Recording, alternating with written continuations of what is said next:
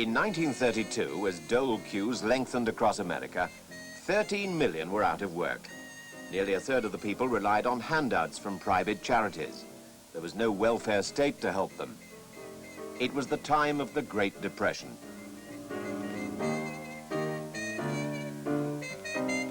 Evictions became a common sight as people could no longer afford to keep up their payments for their furniture and their homes.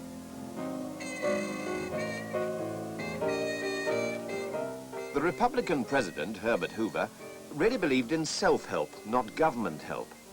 He thought a welfare state encouraged idleness. His efforts to halt unemployment had been too little and too late. Now the very poor had to live in shanty towns, which they bitterly called Hoovervilles.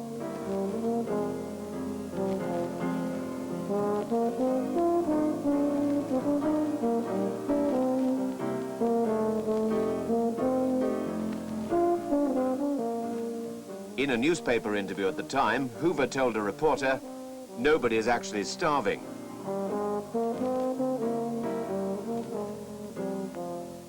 The mood in town and country was one of hopelessness and despair. It seemed that things would never get better.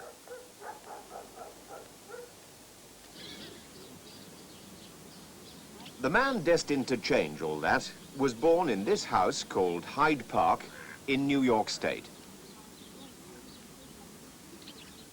He was a member of a rich Dutch-American family. His name was Franklin Delano Roosevelt. At this expensive boarding school, he was good at sports and popular. His charm captivated a distant cousin, Eleanor. In 1904, they were guests at a cousin's wedding. A year later, they were themselves married. Both were rich. After leaving university, Roosevelt became a lawyer and a devoted family man. He entered into politics as a Democratic Party senator and later the youngest ever assistant secretary to the Navy. Then, in 1921, tragedy struck. Roosevelt got polio. He'd never walk again without support. His political career seemed at an end. It was his wife, Eleanor, in the coming years a vital inspiration, who encouraged him back into politics. She, too, had to make a lot of public appearances, and this basically shy woman was to become extremely popular. Encouraged by his wife, close friends, and his own ambitions, Roosevelt became Democratic governor of New York in 1928. Success there led him in 1932 to become the Democratic Party's presidential candidate, pledged to fight the Depression. Let us all here assembled constitute ourselves prophets of a new order of competence and of courage. This is more than a political campaign. It is a call to arms. Give me your help, not to win votes alone, but to win in this crusade to restore America to its own people.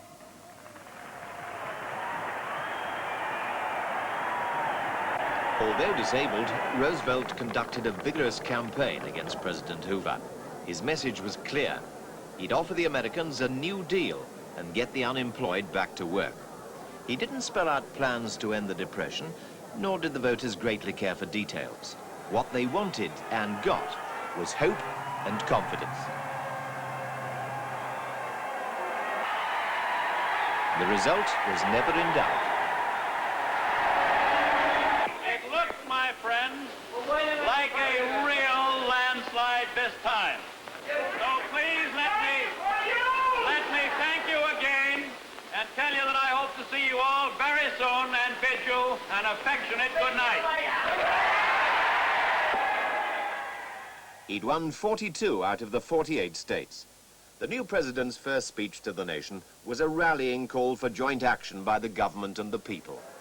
First of all, let me assert my firm belief that the only thing we have to fear is fear itself. Nameless, unreasoning, unjustified terror. I shall ask the Congress for the one remaining instrument to meet the crisis.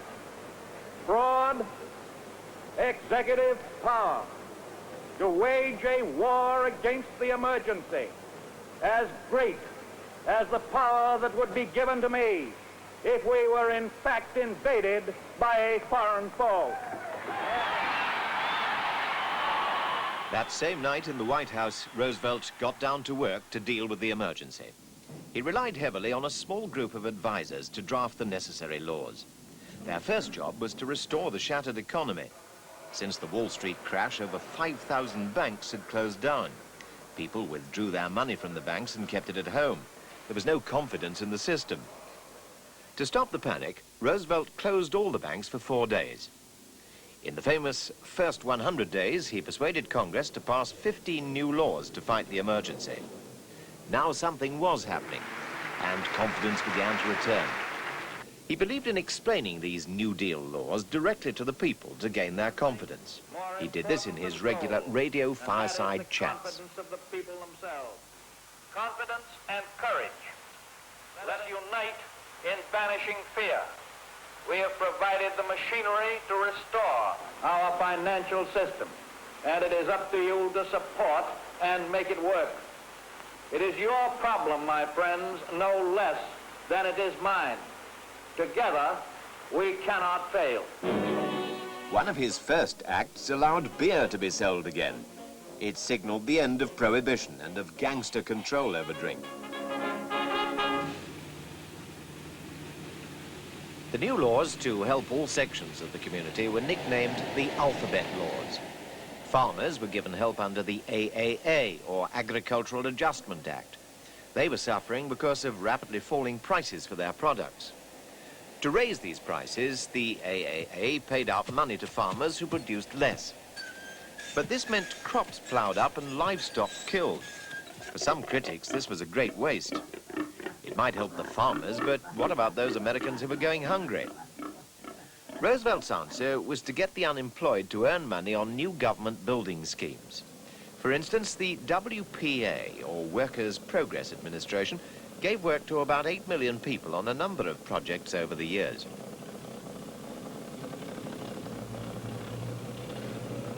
Everybody's working in this town, and it's worrying me night and day. Everybody's working in this town, worrying me night and day. That's the mean, hard-working crew says they work for the WPA. To get young men out of the soul-destroying dole queues in the city, the CCC, or Civilian Conservation Corps, was formed. They cleared thousands of acres and planted millions of trees to prevent soil being washed away.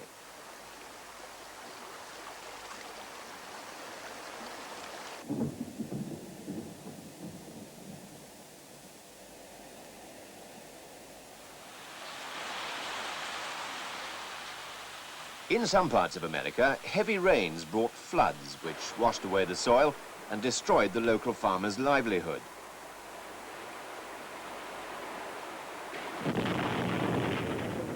The Tennessee Valley was a particularly bad example, and one of the most important alphabet laws created the TVA, or Tennessee Valley Authority. This vast government project built a series of dams which controlled the flooding and also provided cheap electricity in the valley for the first time. This angered private firms who were kept out of the scheme. The Blue Eagle was the symbol of the NRA, the National Recovery Administration. This was one of the New Deal's most popular acts and got a lot of publicity because it encouraged firms to raise the wages of the lowest paid, improve working conditions, and give long overdue acceptance to trades unions. Large NRA parades were held, showing people's growing optimism and sense of purpose. To millions of Americans across the nation, it seemed that happier times were really here again.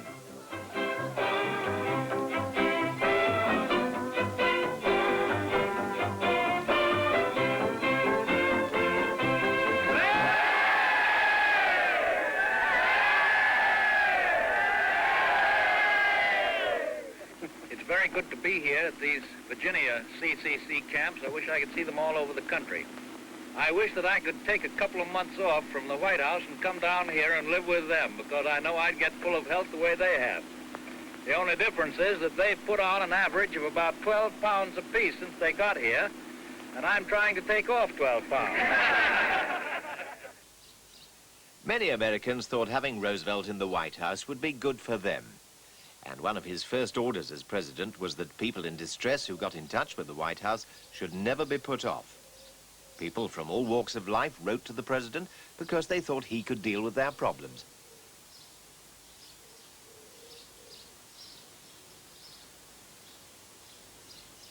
But Roosevelt had his opponents too. They were the noisy but small groups of socialists and communists who felt he wasn't doing enough for working people. Then there were the rich who resented paying higher taxes to finance the New Deal. They thought Roosevelt a traitor to his class, a threat to their way of life. Some even refused to mention his name. Roosevelt faced this opposition head-on. It is true that the toes of some people are being stepped on and are going to be stepped on. But these toes belong to the comparative few. A few timid people who fear progress will try to give you new and strange names for what we are doing. Sometimes they will call it fascism, and sometimes communism, and sometimes regimentation, and sometimes socialism. But in so doing, they are trying to make very complex and theoretical something that is really very simple and very practical. I believe in practical explanations and in practical policies. But in the 1936 presidential elections, Alfred Landon, Roosevelt's Republican opponent, attacked the New Deal as impractical and extravagant. In 3 years, it must be obvious to everyone that waste and extravagance do not make jobs. It is a pitiful spectacle to see Republican leaders call this great program waste and extravagance.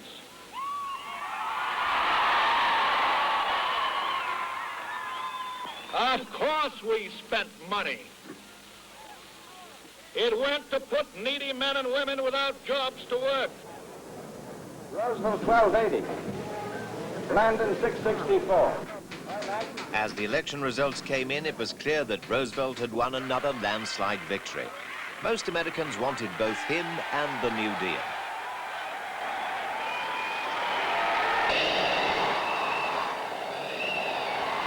But there were difficult times ahead. For years, farming in the Midwest had steadily exhausted the soil, leaving it thin and dry. The severe droughts and high winds between 1933 and 1936 had led to millions of acres literally being swept away. Year after year, the dust storms came, turning day into night.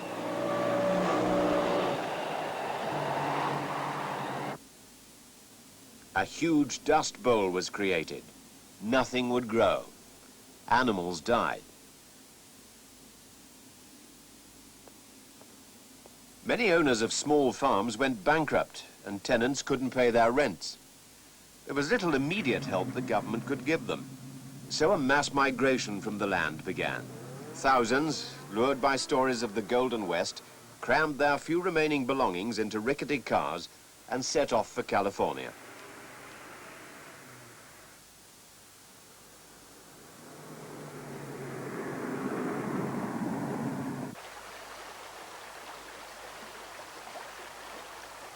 But there was no welcome for them in the rich and fertile Californian countryside.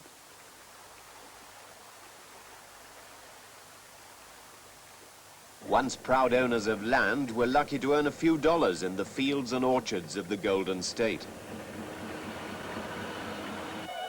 Not so many miles away, the film industry in Hollywood was one of the glittering successes of the 1930s. Stars continued to shine for adoring fans.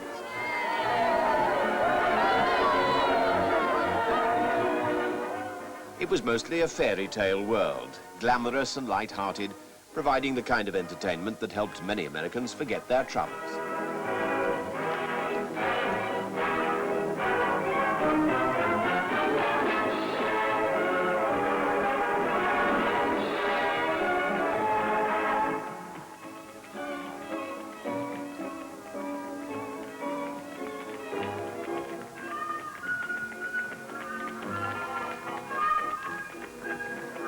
But in the real world, life for the refugees from the Dust Bowl in the Californian work camps was very far removed from that shown in the movies. Across the country in Washington, opposition to the New Deal was mounting. The Supreme Court, the highest legal body in the United States, had declared many of Roosevelt's acts unconstitutional. The New Deal seemed to be at risk. Most of the judges were elderly and politically opposed to Roosevelt. When he proposed increasing their number, he was accused of trying to pack the court with his supporters and suffered a rare defeat in Congress. Most Americans believed that the court was above politics and outside the power of the president.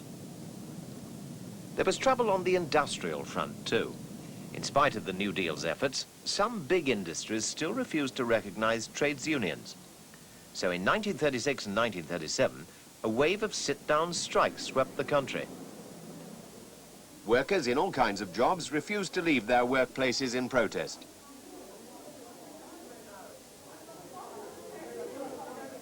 All over industrial America, especially in the steel, car and rubber industries, picketing by strikers went on.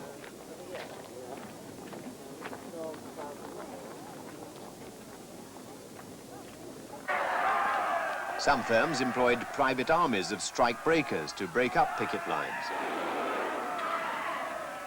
To many employers in 1937, all union members were dangerous communists and deserved to be treated as such.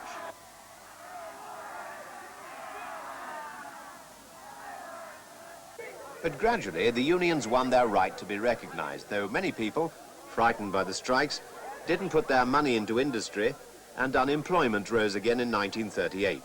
Once more, the dole queues appeared. But at least now the government was ready to play its part. The unemployed would no longer have to scavenge in dustbins to keep alive.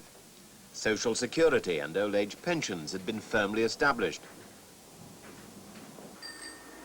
By the late 30s, the New Deal had begun to transform the country. Government agencies built roads, homes, schools, hospitals, and public buildings of all kinds.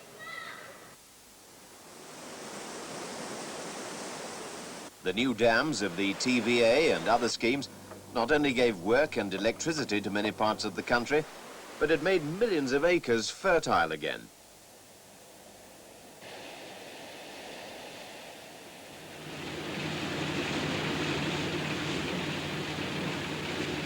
There were fewer farmers now, but they were supported by guaranteed prices for their crops.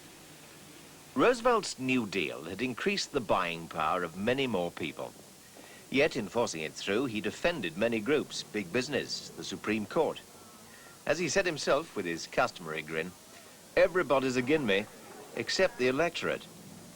He'd seen America through some very dark days.